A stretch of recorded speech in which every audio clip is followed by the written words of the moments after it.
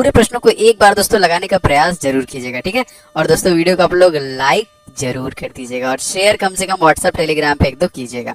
सबसे पहला क्वेश्चन दोस्तों है यहाँ पे देखिए, स्ट्रीट फास्ट डिफेंडर 2024 सैन्य अभ्यास का आयोजन दोस्तों किसके द्वारा किया गया है? जी हाँ, यहाँ पे अगर हम सही आंसर की बात करेंगे तो हमारा देखिए ऑप्शन नंबर ए हो जाएगा नाटो, NATO। इसका मतलब दोस्तों क्या होता है? नॉर्थ अटलांटिक ट्रीटी ऑर्गेनाइजेशन, ठीक है, उत्तरी अटलांटिक संधि संगठन इसका जो फुल फॉर्म होता है, जो कि एक सैन्य गठबंधन है। अगर आपसे पूछा जाएगा दोस्तों कि इसकी स्थापना कब की गई थी, ये प्रश्न बनता है तो 4 अप्रैल सन 1949 को दोस्तों इसे स्टैब्लिश किया गया था। जी हाँ दोस्तों, जितने भी अंतरराष्ट्रीय संगठन हैं उनसे आपके एग्जामिनेशन में प्रश्न पूछे जाते हैं। अगर आपसे पूछा जाएगा कि नाटो का मुख्यालय कहाँ पर है दोस्तों, तो वो भी आप लोग याद रखिएगा दोस्तों, ये हो जाएगा आपका ब्रुसेल्स में। और ब्रुसेल्स दोस्तों कहाँ पर है? ये हो जाएगा दोस्तों आपका बेल्जियम में, ठीक है। मोस्ट इंपॉर्टेंट दोस्तों प्रश्न है आपके एग्जामिनेशन के लिए, ठीक है। चलिए आगे बढ़ते हैं और देखते हैं अगला सवाल। शांति प्रयास 4 बहुराष्ट्रीय सैन्य अभ्यास दोस्तों, इसका आयोजन जो किया गया ये कहाँ पे किया गया? मैं आपको सारा बताऊंगा धीरे धीरे। देखिए Kathmandu is the right answer, सी सी जगह यहाँ पे देखिए नेपाल में दोस्तों ये हुआ था। इसका आयोजन जो वीरेंद्र शांति ऑपरेशन प्रशिक्षण केंद्र में दोस्तों ये किया गया था। और यहाँ पे देखिए भारत और नेपाल के बीच में एक और सैन्य अभ्यास है जो बहुत जरूरी है, उसका नाम दोस्तों हो जाएगा सूर्य किरण, ठीक है, इसे याद रखिएगा। अगर आपसे पूछा जाएगा कि भारत और बांग्लादेश के बीच में दोस्तों हमारा एक सैन्य अभ्यास हुआ है, उसका नाम दोस्तों क्या हो जाएगा? तो उसका दोस्तों नाम हो जाएगा मैनामती मैत्री, ठीक है। देखिए मैं आपको रिवीजन पूरा कराऊंगा, ठीक है। मैनामती मैत्री और दूसरा एक और याद रखिएगा, ये दोस्तों ये हो जाएगा आपका संप्रीति। ये दोनों सैन्य अभ्यास भारत और बांग्लादेश के बीच में हुआ है, ठीक है। अगर हमसे पूछा जाएगा बांग्लादेश की सीमा रेखा दोस्तों सबसे ज्यादा कितने किलोमीटर की है? दोस्तों 4096 किलोमीटर की। और नेपाल से भी हमारी सीमा रेखा दोस्तों वो कितने किलोमीटर की है? तो 1751 किलोमीटर की सीमा रेखा भारत के साथ दोस्तों बनाती है, ठीक है, याद रखिएगा। मोस्ट इंपोर्टेंट प्रश्नों में से दोस्तों ये है। चलिए अगला प्रश्न का आप प्रयास करिए आंसर करने का। पानीपत का दूसरा युद्ध अकबर और हेमू के बीच में दोस्तों किस वर्ष में हुआ था? जी हाँ, बहुत बार दोस्तों ये प्रश्न आया हुआ है आपकी परीक्षा में। दोस्तों मैं आपको पानीपत के सभी युद्धों के बारे में बताऊंगा, इवन ज्यादा भी बताऊंगा। देखिए आप P1, P2 और P3 से समझिए। P1 क्या है दोस्तों? पानीपत का प्रथम युद्ध जो कब हुआ था दोस्तों? 1526 में। पानीपत का द्वितीय युद्ध दोस्तों कब हुआ था? ये हुआ दोस्तों 1556 में। और पानीपत का तृतीय युद्ध दोस्तों कब हुआ था? तो ये हुआ था 1761 में। लेकिन हमसे यहाँ पे दूसरे की बात की जा रही है, मतलब ये हुआ था ऑप्शन नंबर डी देखिए 1526 में ना। 5 नवंबर सन 1526 में हिंदू सम्राट हेमचंद्र विक्रमादित्य और मुगल बादशाह अकबर युद्ध तो ये मैदान में लड़ा गया था। इस युद्ध में दोस्तों कौन जीता था दोस्तों? तो इस युद्ध में अकबर जो कि विजय हुआ था, मतलब जीत जो हुई थी दोस्तों वो किसकी हुई थी? तो देखिए याद रखेंगे ये अकबर के द्वारा ये जीता गया था, ठीक है। अब यहाँ पे दोस्तों हमारे ऑप्शन में देखिए 1960 भी है, 1760 भी है। तो 1760 में कौन सा युद्ध हुआ है दोस्तों? तो ये हुआ है आपका वांडीवास का। हमारा देखिए 1761 मैंने आपको बता दिया ऑप्शन में है, वह है आपका पानीपत का तृतीय युद्ध हो जाएगा। अगर आपसे पूछा जाएगा दोस्तों कि सन 1764 में दोस्तों किसका युद्ध हुआ है, तो याद रखेंगे दोस्तों बक्सर का युद्ध जो लड़ा गया है 1764 में। तो इसी तरह आपको सारे प्रश्नों को दोस्तों रिवीजन में कराता रहूंगा, तो पूरे प्रश्नों को एक बार जरूर लगाने का ट्राई कीजिएगा। चलिए दोस्तों आगे बढ़ते हैं। क्वेश्चन है हमारा, यदि किसी व्यक्ति का द्रव्यमान पृथ्वी की सतह पर 60 किलोग्राम है तो चंद्रमा की सतह पर दोस्तों व्यक्ति का द्रव्यमान कितना होगा? देखिए मैं आपको बता दूं इस क्वेश्चन का आंसर ऑप्शन नंबर सी होगा। भ्रांति फैलाने वाला क्वेश्चन होता है। द्रव्यमान किसी वस्तु में निहित पदार्थ की मात्रा होती है जो सर्वत्र क्या होती है? एक समान होती है। चाहे जहां पे भी आप लेंगे भैया, आप कहीं पे लिखेंगे एक समान होती है। जबकि किसी वस्तु का भार गुरुत्वीय त्वरण पर निर्भर करता है। मोस्ट इंपॉर्टेंट, ठीक है। तो अगर हम बात करें गुरुत्वीय त्वरण चंद्रमा पे तो दोस्तों वो 1/6 हो जाएगा। लेकिन हमसे क्या पूछ रहा है? द्रव्यमान। तो द्रव्यमान आपका सर्वत्र एक समान होगा, तो यहाँ पे 60 किलोग्राम ही होगा, कोई परिवर्तन आपका। का मंदिर दोस्तों इसका संबंध किस धर्म से है? ये इंपॉर्टेंट क्वेश्चन हो जाएगी और बहुत सारी ऐसी शैलियां हैं जिससे पूछा जाता है। तो यहाँ पे देखिए इस क्वेश्चन का आपका डी आंसर से हो जाएगा, ये हिंदू धर्म और जैन धर्म से संबंधित है। अगर आपसे पूछा जाएगा खजुराहो का जो मंदिर है ये किस स्टेट में दोस्तों, तो दोस्तों ये हो जाएगा MP में, ठीक है। और MP के दोस्तों तत्कालिक जो मुख्यमंत्री हैं उनका नाम दोस्तों क्या हो जाएगा? तो इनका नाम हो जाएगा देखिए मोहन यादव। क्या हो जाएगा? मोहन। और तत्कालिक दोस्तों यहाँ के गवर्नर कौन है? इनका भी नाम याद लीजिएगा, ये है मंगू भाई छगन भाई पटेल। मंगू भाई छगन भाई पटेल यहाँ के गवर्नर हो जाएंगे। ठीक है, चलिए आगे बढ़ते हैं। कामाख्या मंदिर भारत के किस आधुनिक राज्य में दोस्तों स्थित है ना? कामाख्या मंदिर की बात की जा रही है, बहुत इंपॉर्टेंट प्रश्न दोस्तों ये है, और ये आपका डी आंसर हो जाएगा। देखिए Assam is the right answer. ठीक है, असम से है, और ये बहुत ही विश्व विख्यात मंदिरों में से दोस्तों एक है। कुछ ऐसे मंदिर दोस्तों हैं जो पुरुषों के लिए सदा बंद होते हैं, मतलब वो पुरुषों के लिए खुलते ही नहीं है, उसमें से दोस्तों ये भी मंदिर है आपका कामाख्या मंदिर। अब देखिए असम जो है बहुत सारी चीजों के लिए फेमस है। जैसे अगर आपसे पूछा जाएगा मानस नेशनल पार्क कहाँ पर है, ठीक है, अगर आपसे पूछा जाएगा औरंग नेशनल पार्क कहाँ पर है, ठीक है, अगर आपसे पूछा जाएगा देहिंग पटकाई, ठीक है, ये कहाँ पर है, ठीक है ना। देखिए मानस औरंग देहिंग पटकाई, और एक और बहुत इंपॉर्टेंट नेशनल पार्क हो जाएगा, वो हो जाएगा कांजीरंगा नेशनल पार्क। तो ये नेशनल पार्क दोस्तों कहाँ पर है दोस्तों? ये सब के सब दोस्तों कहाँ पर है? असम में। और क्वेश्चन आता है कि एक सींग वाले गैंडे के लिए फेमस नेशनल पार्क दोस्तों कौन सा हो जाएगा? तो कांजीरंगा हो जाएगा। तो यहाँ पे देखिए, यहाँ के सीएम का नाम अगर आपसे पूछा जाएगा दोस्तों तो ये हो जाएंगे हेमंता बिस्वा शर्मा। ठीक है, हेमंता बिस्वा शर्मा यहाँ के असम राज्य के मुख्यमंत्री हो जाएंगे। ठीक, आगे बढ़ते हैं।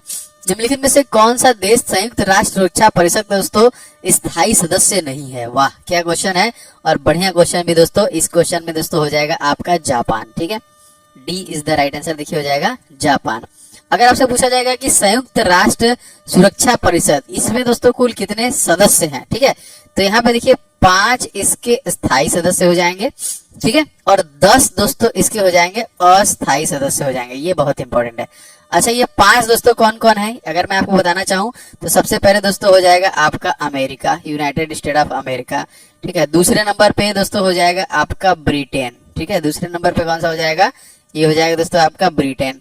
तीसरे नंबर पे अगर मैं बात करूं दोस्तों तो ये हो जाएगा आपका फ्रांस। ठीक है, चौथे नंबर दोस्तों अगर मैं बात करूं दोस्तों ये हो जाएगा रूस, और 5वें नंबर दोस्तों मैं बात करूं तो ये चीन हो जाएगा। देखिए 1 2 3 4 5। ठीक है, तो यहाँ पे संयुक्त राष्ट्र सुरक्षा परिषद में 5 स्थायी सदस्य हैं और दोस्तों 10 अस्थायी, मतलब टोटल सदस्य कितने हो गए? टोटल देखिए 15 सदस्य यहाँ पे हो गए। इस प्रकार से प्रश्न आपका आता है। ठीक है, अब इसमें एस्टोनिया है, भारत है, आयरलैंड है, केन्या, मैक्सिको, नाइजर, नॉर्वे, ये सारे के सारे भी आपके बाकी 10 में आते हैं। तो याद रखिएगा, मोस्ट इंपॉर्टेंट। इसी तरह देखिए मैं पूरा रिवीजन कराता हूँ बहुत मेहनत से दोस्तों, तो लाइक शेयर का बटन दबाते रहिएगा। लोकसभा के सदस्यों की दोस्तों अधिकतम संख्या कितनी है? बहुत ही बेहतरीन और आसान सा प्रश्न है। इस क्वेश्चन देखिए हो जाएगा आपका 552 यहाँ पे है अधिकतम। ठीक है, अधिकतम सदस्य जो है दोस्तों यहाँ पे कितना हो जाएगा? 500।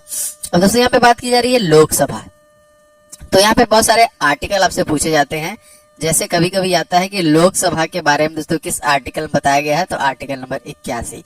अगर आपसे पूछा जाएगा राज्यसभा के बारे में दोस्तों किस आर्टिकल में बताया गया है, तो आर्टिकल नंबर 80। कभी कभी क्वेश्चन आता है दोस्तों लोकसभा भंग का दोस्तों जो उल्लेख किया गया है ये किस आर्टिकल में है, तो आर्टिकल नंबर 85 में लोकसभा का भंग आपको मिल जाएगा। ठीक है, ये आपसे पूछा जा रहा है, तो मैंने आपको इससे पहले ही कुछ देर पहले ही आपको बता दिया कि असम के जो मुख्यमंत्री हैं दोस्तों वो कौन हो जाएंगे? हेमंता बिस्वा शर्मा हो जाएंगे। और यहाँ के दोस्तों गवर्नर का नाम अगर आपसे पूछा जाएगा तो दोस्तों ये कौन हो जाएंगे? ये हो जाएंगे दोस्तों लक्ष्मण प्रसाद आचार्य। ठीक है, लक्ष्मण प्रसाद आचार्य है, तो LPA याद रखेंगे, लक्ष्मण प्रसाद आचार्य।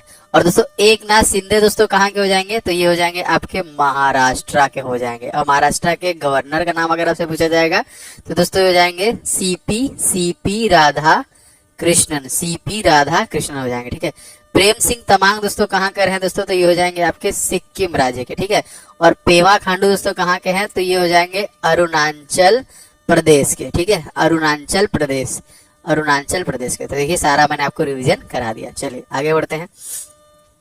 पंजाब के दोस्तों नए मुख्यमंत्री का नाम यहाँ पे, तो जी हाँ दोस्तों पंजाब के मुख्यमंत्री कौन है? जी हाँ, यहाँ पे हो जाएंगे देखिए ऑप्शन नंबर A भगवंत मान हो जाएंगे। ठीक है, भगवंत। और यहाँ के जो गवर्नर है दोस्तों वो कौन हो जाएंगे? तो ये हो जाएंगे गुलाब चंद्र कटारिया यहाँ के गवर्नर हो जाएंगे। मोस्ट इंपोर्टेंट राजधानी दोस्तों क्या हो जाएगी? तो ये हो जाएगी आपकी चंडीगढ़, यहाँ की कैपिटल लगेगी। अरविंद केजरीवाल नहीं है, अब आतिशी मरलेना जो है, आतिशी मरलेना ये दिल्ली की जो कि यूनियन टेरिटरी है दिल्ली, उसके CM हो जाएंगे। और विनय कुमार सक्सेना VKS दोस्तों यहाँ के LG हो जाएंगे। ठीक है, देखिए भजन लाल शर्मा, ये कहाँ के सीएम है? तो ये सीएम ऑफ राजस्थान हो जाएंगे, सीएम ऑफ राजस्थान। और यहाँ के दोस्तों गवर्नर कौन हो जाएंगे? तो हरि बाबू कम्बम भाई, हरि बाबू किशन राव आगड़े हो जाएंगे, ठीक है। मोहन चरण मांझी, ये दोस्तों कहाँ के हो जाएंगे? तो मोहन चरण मांझी सीएम है उड़ीसा के, और उड़ीसा के गवर्नर दोस्तों कौन है? तो इनका नाम हो जाएगा रघुवर दास। तो देखिए मैं इसी तरह आपको सारा रिवीजन कराते चलूंगा। चलिए आगे बढ़ते हैं। किस सिख गुरु ने खालसा पंथ के दोस्तों स्थापना की थी? वो सिख गुरु कौन थे दोस्तों? तो जी हाँ, आपको पता होना चाहिए, ऑप्शन नंबर डी, श्री गुरु गोविंद सिंह जी ना। गुरु गोविंद सिंह सिख खोज के कौन से गुरु थे? 10वें और अंतिम, ठीक है, 10वें और अंतिम दोस्तों गुरु यही थे। नेक्स्ट क्वेश्चन देखिए दोस्तों, सुकन्या समृद्धि योजना दोस्तों क्या है? तो जी हाँ, इस क्वेश्चन का सही आंसर हो जाएगा ऑप्शन नंबर सी। देखिए हाँ, बालिकाओं के लिए एक लघु समय जमा योजना, जो कि सुकन्या समृद्धि योजना है। मतलब इसकी शुरुआत अगर आपसे कब से पूछ देगा कब की गई, तो याद रखेंगे दोस्तों, इसकी शुरुआत की गई थी 22 जनवरी सन 2015 से दोस्तों ये की गई थी। इस योजना के तहत माता पिता या संरक्षक द्वारा बालिका के नाम पर उसके जन्म लेने के 10 वर्ष तक की आयु तक प्राप्त करके एक खाता खोला जा सके, और इस योजना से मतलब बेटियों को सशक्त बनाना मेन उद्देश्य इसका था। तो ये पूछता है कब इसे लागू किया गया, तो 22 जनवरी सन 2015 को लागू किया गया था। 2024 में संचार मंत्रालय और उत्तर पूर्वी क्षेत्र विकास मंत्रालय दोस्तों दिया गया है, वो किसको दिया गया है? दोस्तों ये दिया गया है ज्योतिरादित्य सिंधिया को यहाँ पे, ठीक है। मोस्ट इंपॉर्टेंट क्वेश्चन है, और ये प्रश्न 100% इस प्रकार से पूछा जाता है। जैसे अभी देखिए हमारे तत्कालिक जो कृषि मंत्री हैं वो कौन है दोस्तों? इंपॉर्टेंट हो जाएंगे, उनका नाम क्या हो जाएगा? उनका नाम हो जाएगा शिवराज सिंह चौहान, ठीक है। कृषि मंत्री कौन हो जाएंगे? शिवराज सिंह चौहान। अगर आपसे पूछा जाएगा हमारे भारत के तत्कालिक गृह मंत्री कौन है, इनका नाम क्या है? तो इनका नाम क्या है भैया? ये हो जाएंगे अमित शाह। कौन हो जाएंगे? अमित शाह। अगर आपसे पूछा जाएगा कि हमारे जो कपड़ा मंत्री है दोस्तों ये कौन है, इनका नाम क्या है? तो इनका नाम हो जाएगा गिरिराज सिंह। क्या हो जाएगा? गिरिराज सिंह। अगर आपसे पूछा जाएगा भारत के तत्कालिक रक्षा मंत्री दोस्तों कौन है, उनका नाम क्या है? तो इनका नाम दोस्तों हो जाएगा राजनाथ सिंह। चलिए आगे बढ़ते हैं। नए पर्यावरण वन एवं जलवायु परिवर्तन मंत्री दोस्तों कौन बने हैं? जी हाँ, मोस्ट इंपोर्टेंट, ये दोस्तों हो जाएंगे आपके भूपेंद्र यादव, ठीक है। B is the right answer. Shivraj Singh Chouhan मैंने आपको अभी बताया, ये हो जाएंगे कृषि मंत्री, और राजनाथ सिंह दोस्तों मैंने अभी आपको बताया ये हो जाएंगे आपके रक्षा मंत्री। चलिए आगे बढ़ते हैं। कंप्यूटर के किस भाग में उसका मस्तिष्क कहा जाता है? वो कौन सा भाग दोस्तों होता है? तो दोस्तों ये होता है सेंट्रल प्रोसेसिंग यूनिट, सीपीयू को दोस्तों हम लोग क्या बोलते हैं? जो कि उसका मस्तिष्क, उसका दिमाग बोलते हैं। अगला क्वेश्चन देखिए, तंजावुर का कौन सा मंदिर चोल वास्तुकला का उदाहरण है जिसका निर्माण जो कि कराया गया था? तो यहाँ पे देखिए तंजावुर, यहाँ पे बृहदेश्वर मंदिर, ऑप्शन नंबर डी। कभी भी तंजावुर का नाम आए तो तुरंत आप बृहदेश्वर मंदिर कीजिएगा, क्योंकि चोल शासक जो था दोस्तों उसका नाम था राजा प्रथम, ठीक है। राजा प्रथम के द्वारा सन 1010 ईस्वी में दोस्तों बनाया गया था। और इसकी शैली अगर आपसे पूछा जाएगा तो दोस्तों ये द्रविड़ शैली की थी। किस शैली की थी? द्रविड़ शैली की, ठीक है। मानव द्वारा बनाए गए उपग्रह स्थापित होते हैं दोस्तों किस मंडल में होते हैं? तो ऑप्शन नंबर डी देखिए थर्मोस्फेयर, या फिर जिसे हम लोग ताप मंडल से बोलते हैं। थर्मोस्फेयर होगा जो आपका ताप मंडल, जिसका लेंथ जो होता है तकरीबन 800 से लेके 700 किलोमीटर तक का होता है यहाँ पे, ठीक है। वायुमंडल की अपेक्षित आर्द्रता दोस्तों किससे मापी जाती है? तो देखिए हाइड्रोमीटर जो है, यहाँ पे देखिए हाइड्रोमीटर है, ड्रो का मतलब डेंसिटी, यहाँ पे घनत्व मापने के लिए। तो ग्रो क्या करता है? ग्रो देखिए आपका आर्द्रता मापने का काम करता है यहाँ पे, ठीक है। चलिए याद रखेंगे। न्यूरॉन के किस भाग को दोस्तों सूचना प्राप्त होता है? तो जी हाँ दोस्तों, इसे हम लोग बोलते हैं डेट्राइट, ठीक है। डेट्राइट, तंत्रिका कोशिका के डेट्राइट से सूचना प्राप्त होती है। न्यूरॉन कोशिका कार्य मस्तिष्क में सूचना का आदान प्रदान करना होता है, ठीक है। तो डी से हो जाएगा। तमिल नववर्ष को दोस्तों हम लोग और किस नाम से जानते हैं दोस्तों? इसे जो कि इसका नाम देखिए वरुसा वीराप्पू के नाम से हम जानते हैं, तमिल नववर्ष जो है आपका। अगला देखिए क्वेश्चन, सॉरी, निम्नलिखित में से कौन से मुद्दे भारतीय संविधान के अनुच्छेद 17 द्वारा रद्द किए गए हैं? जी दोस्तों अनटचेबिलिटी से संबंधित है, यहाँ पे देखिए बी हो जाएगा, 17 हो जाएगा, ठीक है। अनटचेबिलिटी। चलिए, संविधान के अनुच्छेद तहत पिछड़ा वर्ग आयोग गठित करने की शक्ति उपराष्ट्रपति को दोस्तों है। तो यहाँ पे दोस्तों हो जाएगा आपका आर्टिकल नंबर 340, ठीक है। जी हाँ 340। 155 दोस्तों कौन है? तो 155 दोस्तों हो जाएगा आपका राज्यपाल का गठन। 368 दोस्तों क्या है, तो दोस्तों ये हो जाएगा संविधान संशोधन की प्रक्रिया, जो दोस्तों कहाँ से ली गई है, तो साउथ अफ्रीका से ये आपका लिया गया है। आगे देखिए, कुछ जीव कार्बन डाइऑक्साइड और पानी के रूप में कार्बनिक स्रोतों से प्राप्त सरल खाद्य सामग्री का उपयोग करते हैं। इन जीवों को हम लोग किस नाम से जानते हैं दोस्तों? इन जीवों को हम लोग जानते हैं स्वपोषी नाम से। किसे जानते हैं? स्वपोषी नाम से जानते हैं। निम्नलिखित में से कौन सा शहर वहां स्थित राज्य की लगभग आधी कपास मिलों का सबसे महत्वपूर्ण केंद्र के रूप में दोस्तों उभरा है?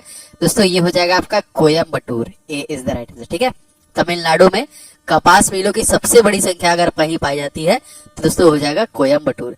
अगस्त 2024 में किसे शक्तिशाली तूफान एम्पिल आया था दोस्तों? किस देश में आया था ये?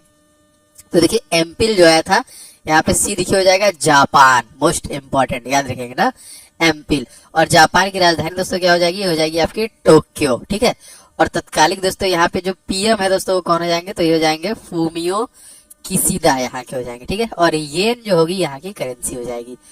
तो आप कमेंट करके बताइए कि 25 में से आपके कितने क्वेश्चन सही हुए, और दोस्तों ये क्लास आपको कैसी लग रही है बताइएगा।